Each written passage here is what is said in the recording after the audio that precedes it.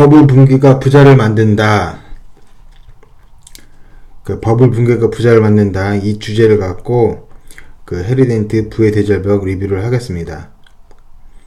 이제 이게 책 표지죠. 2019 부의 대절벽, 이게 이제 책 제목이고, 부제는 이제 피할 수 없는 거대한 붕괴가 시작된다. 파멸, 붕괴, 절벽 막 이러는 거죠. 근데 이제 영어 제목을 보면 The Sales of a Lifetime 이렇게 써있죠. 그럼 제목 번역하면 세일이다. 일생일 때 세일장, 일생일 때 뭐 30세일 뭐 이런 느낌이죠. 기회 이런 걸 뭐 그런 걸 강조하는 그런 느낌으로 제목을 지었고요. 부제 보면은 How the Great Bubble Burst Can Make You Rich. 어떻게 이 거대한 거품 붕괴가 당신을 부자로 만드는가, 요 정도 되겠죠. 그러니까 영어 제목의 초점은 기회 이런 거죠. 기회, 부주 이런 거 있는 건데, 한국 제목의 초점은 대절벽, 붕괴, 거대한 붕괴, 시작, 막 피할 수 없는, 그러니까 망한다, 이런 게 초점인 거죠. 그러니까 한국 사람들은 저런 걸 좋아하니까 출판사에서 저런 걸 선택했겠죠. 그런 의미에서 이제 해리 덴트는 붕괴된다고 하긴 하는 거예요. 그렇지만 이제 일시적이고 잠정적인 비관론자인 거죠. 그게 나중에 기회가 된다니까, 주기가 있다는 거니까. 주기 때문에 잠깐 폭락한다 이런 거니까요. 그러면 이제 영구 비관론자들을 봤을 때는 해리 덴트의 태도는 상대적으로 낙관적이다, 이렇게 얘기할 수 있겠죠. 내용입니다. 아울러 당신이 이용할 수 있는 현금을 가지고 있고 현금 유동성을 확보하고 있다면 버블 붕괴가 당신에게 제공하는 일생일대 단 한 번의 기회를 놓치지 말라고 조언하고 싶다. 나는 이 책에서 그에 대해 설명하려고 한다. 근데 이거 설명을 조금만 합니다. 하고 이제 자기가 가지고 있는 도표를 이용해서 주기상 여러 주기의 그 흐름상 폭락한다, 요거 얘기를 하고 싶어 하는 거예요. 그래서 이제 폭락하면은 어떻게 해야 되냐, 요거에 대해서 인사이트는 별로 많지는 않아요. 별로 많지는 않지만 이제 얻을 수 있는 부분이 있긴 있습니다. 다른 걸로. 대규모 버블과 조정 과정 이후 수년 동안은 투자자와 기업들에게 천우신주의 소중한 기회가 찾아올 것이다. 그러겠죠. 이제 싼 값에 나오니까. 그래서 이것을 활용할 준비를 하는 것이 가장 중요하다. 그동안 버블 붕괴는 많은 투자자들을 엄청난 부자로 만들었다. 케네디 대통령도 언급하는 부분이 있습니다. 조지 F 케네디가 이제 케네디의 아버지인데요. 그러면 이제 제시 리버모어는 주식을 공매도하여서 몇 년 만에 현대저금리로 의미의 억만장자가 되었다. 망할 걸로 이제 베팅했다는 거죠. 그리고 이제 조지 F 케네디는 주식이 상한가일 때 팔고 하한가일 때 되서서 가문을 일으켰다. 마피아는 1920년대에 불법 자금을 이용하여 1930년대에 현금 유동성이 높은 대규모 고리 대금 회사를 사들였다. 제너럴 모터스는 경기 하강 국면을 이용해서 시장 점유율 2위에서 1위로 올라섰고 1960년대 내내 확실한 시장 지배력을 확보했다. 이런 분은 모두 1929년 버블 붕괴 직전과 직후에 그들이 코앞에 놓인 기회를 포착했기 때문에 가능했다. 그러니까 이 책은 기회에 대해서 강조하는 거예요. 버블이 터지고 난 후의 기회에 대해서. 그러면 이제 해리 덴트는 이제 투페이스 하비덴트랑 이름도 비슷하고 스타일도 비슷한 거예요. 붕괴면의 뒤에 기회가 있다는, 이렇게 측면에서. 그러니까 멸망 이런 걸 이야기를 하는 듯 싶더니 이제 기회가 이제 온다고 하고 있는 거죠. 그 하비덴트는 이제 배트맨 거기 다크나이트에서 나오는 투페이스죠. 그러니까 이 책은 버블 붕괴로 망한다는 게 아닙니다. 책 내용은. 그러니까 영화 더 로드처럼 막 핵전쟁해서 완전 망해가지고 아무것도 없고 막 이러는 게 아니라는 거죠. 참고로 이제 더 로드는 노인을 위한 나라는 없다. 코믹 메카시가 노인을 위한 나라도 없다도 쓰고 더 로드도 쓰고 둘 다 영화 됐어요. 근데 내용은 뭐냐면 이제 핵전쟁 같은 게 일어나가지고 망해가지고 사람들이 막 인육 먹고 막 그런다는 그런 내용이에요. 그런데 이제 노인을 위한 나라에 대해서 토미 리 존스가 이제 말세로 보잖아요, 세상을. 말세 그렇게 보는 정서가 이제 기독교 정서에서는 크죠. 왜냐면 기독교는 이제 요한계시록 이런 거 다 읽고 그러니까요. 그러면 이제 그런 건데 이제 말세가 왔다. 그럼 어떨까라는 그런 게 이제 로드고 말세 직전이 이제 노인을 위한 나라 없다고 이렇게 얘기할 수도 있어요.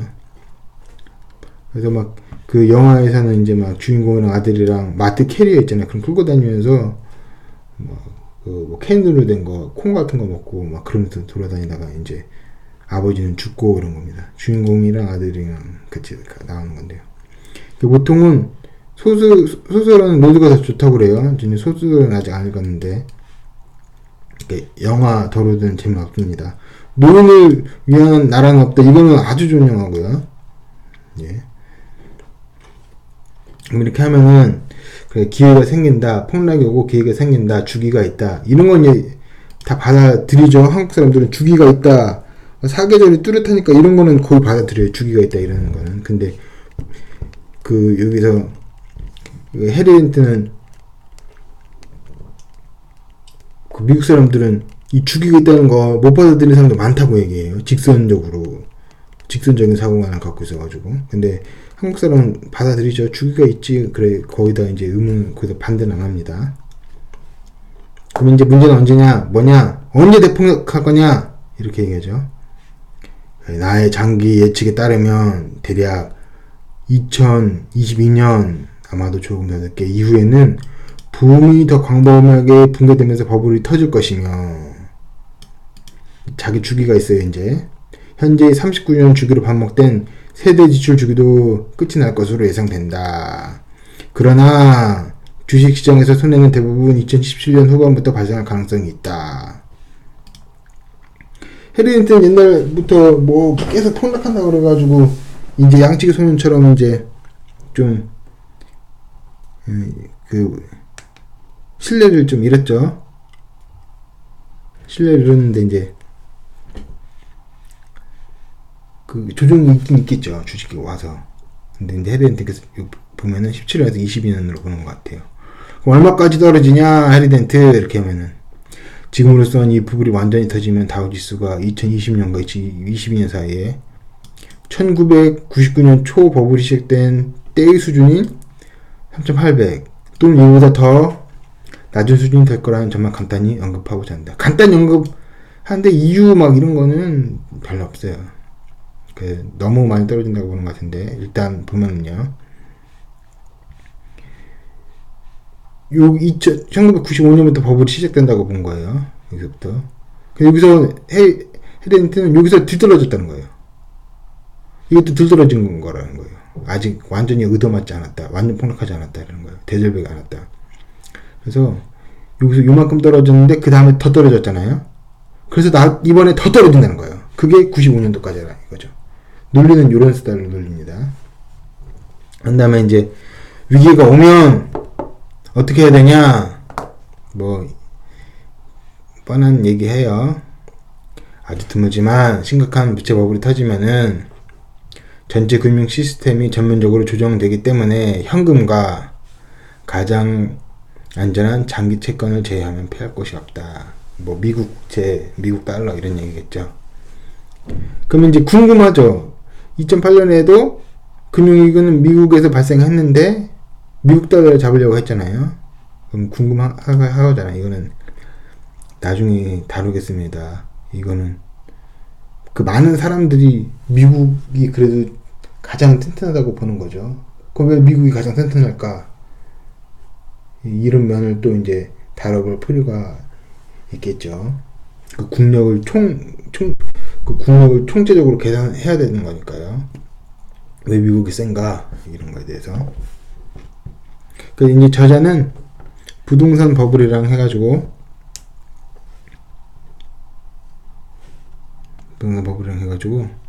그 주식 버블이랑 부동산 버블의 관련에 대해서도 지적을 하는 부분이 있어요. 기술주가 고통스럽게 붕괴된 뒤 미국 부동산에 형성된 버블이